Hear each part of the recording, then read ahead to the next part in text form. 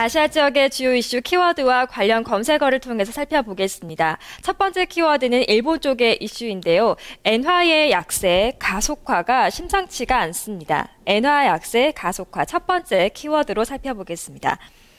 지난 4일 엔달러 환율이 2년 5개월 만에 처음으로 88엔 선을 돌파했습니다. 도쿄 증시도 동일본 대지진의 이전 수준까지 회복됐는데요. 자세한 내용을 관련 검색어를 통해 살펴보겠습니다. 관련 검색어, 엔달러 환율 88엔대입니다.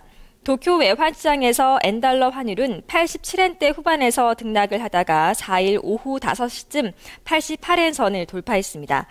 87엔에 올라선 지 이틀 만에 88엔대까지 돌파한 것인데요.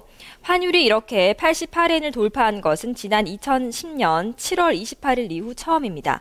이로써 달러 대비 엔화 가치는 최근 5거래일간 2.5%가량이 하락했습니다.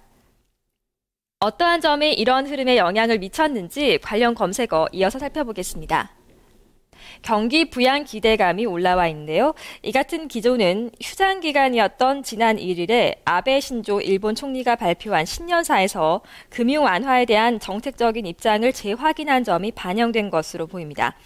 또 일본은행이 오는 21일과 22일 올해 첫 금융정책 결정 회의를 앞두고 있는데요. 이 회의에서 추가 부양에 나설 것이라는 기대감도 반영됐습니다.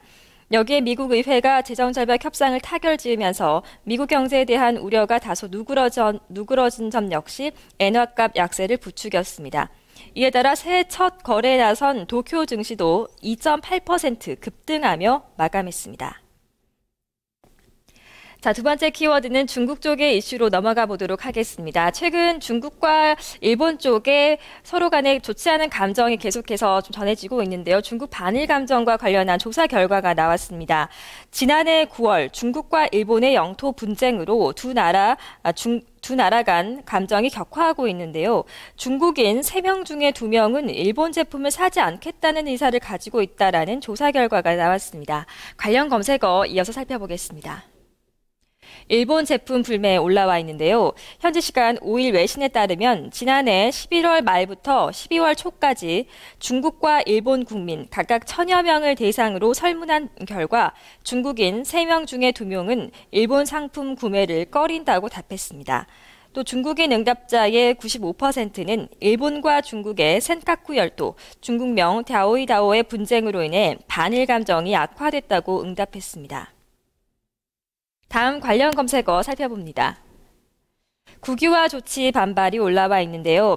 실제 지난해 9월 일본 정부는 개인이 소유한 센카쿠 열도 섬 3곳을 20억 5천만 엔에 매입했습니다.